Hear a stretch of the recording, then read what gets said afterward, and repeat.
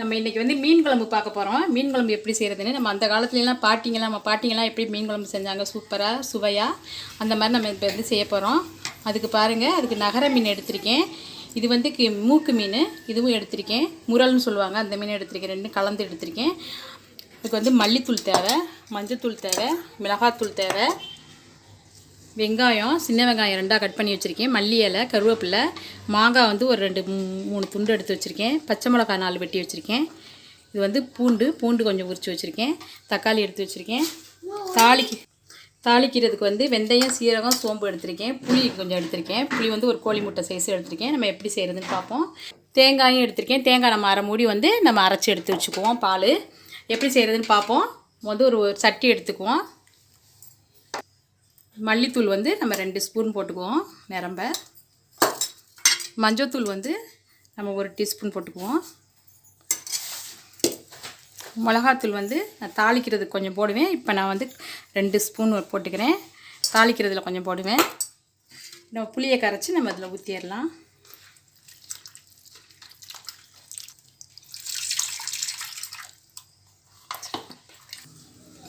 புளி கரைச்சி ஊற்றியாச்சு. நம்ம அதில் கொஞ்சம் உப்பு போட்டுக்குவோம். கொஞ்சம் தக்காளி பிசைஞ்சு விட்டுக்குவோம். பச்சை மிளகாய் 2 போட்டுக்குவோம். மல்லி இலை கொஞ்சம் போட்டுக்குவோம்.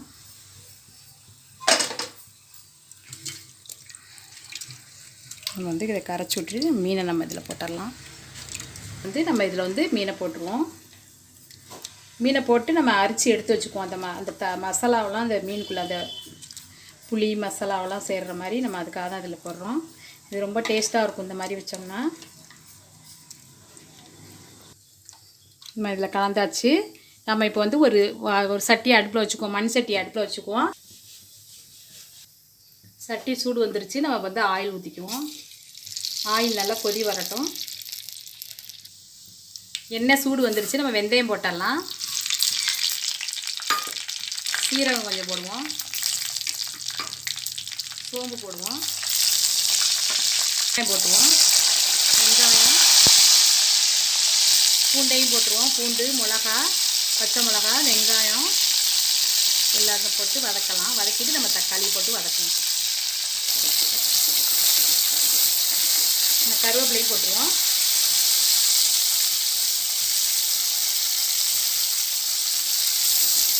நல்லா வதக்கிடுவோம். நல்லா கண்ணாடி பக்குவத்துக்கு வதக்கணும்.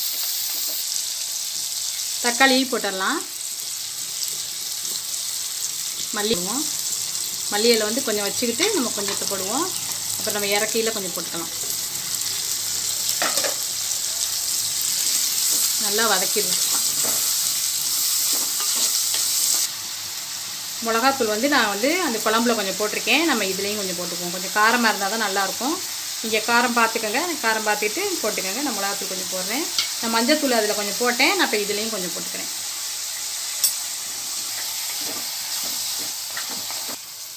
இது வதங்குது. இது வதங்கட்டும். நம்ம அதுக்கெல்லாம் இந்த மீனை வந்து நம்ம அரைச்சி எடுத்துகிட்டு, இந்த மீனை வந்து நம்ம வந்து இந்த மசாலாவோட போட்டிருந்தால இந்த மீனை வந்து நம்ம அரைச்சி ஒரு பவுலில் எடுத்துக்குவோம்.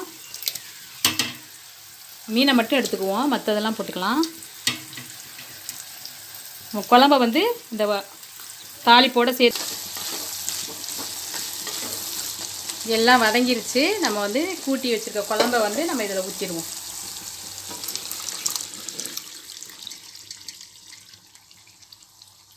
கொஞ்சம் அலசியும் ஊற்றிக்குவோம்.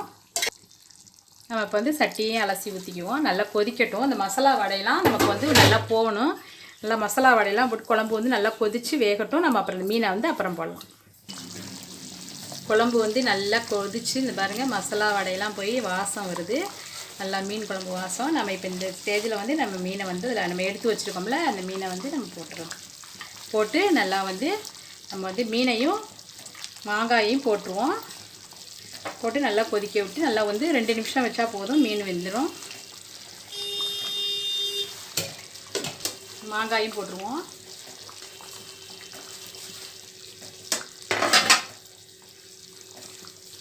நல்லா மரக்கரண்டி வச்சுக்கோங்க. மரக்கரண்டி வச்சா உங்களுக்கு வந்து மீன் உடையாமல் நல்ல விதமாக இருக்கும். உடையாது மரக்கரண்டி வச்சா. நல்லா விட்டு நம்ம வந்து கொஞ்சம் நேரம் மூடி வச்சுருவோம். கொதித்து வேகட்டும். மீன் வெந்துருச்சு. இங்கே பாருங்கள், மீன்லாம் சூப்பராக வெந்துருச்சு. வாசமாக இருக்குது. மீன் குழம்பு சூப்பரான வாசமாக இருக்குது. நம்ம இப்போ தேங்காய் ஊற்றிடலாம். தேங்காய் ஊற்றி நம்ம இறக்குறது தான். நான் அடுப்பை ஆஃப் பண்ணிட்டேன். ஆஃப் பண்ணி பாருங்களேன், இந்த மண் பாத்திரத்தை கண்டு கொதிச்சுக்கிட்டு இருக்கு. நம்ம மல்லி இலை போட்டுடலாம். அவ்வளோதான், மீன் குழம்பு சூப்பரான மண் வாசனையான மீன் குழம்பு நமக்கு வந்து பாரம்பரியமான மீன் குழம்பு ரெடி ஆயிடுச்சு. நம்ம வந்து இது சாப்பிட வந்து சோத்தில் வந்து நம்ம வந்து சுடு சோத்தில் வந்து நம்ம கொஞ்சமாக போட்டு பிசைஞ்சிக்கிட்டு சாப்பிட்டா சூப்பராக இருக்கும். நீங்களும் இந்த மாதிரி செஞ்சு பார்த்து எங்களுக்கு வந்து டேஸ்ட்டை வந்து எங்களுக்கு சொல்லுங்கள்.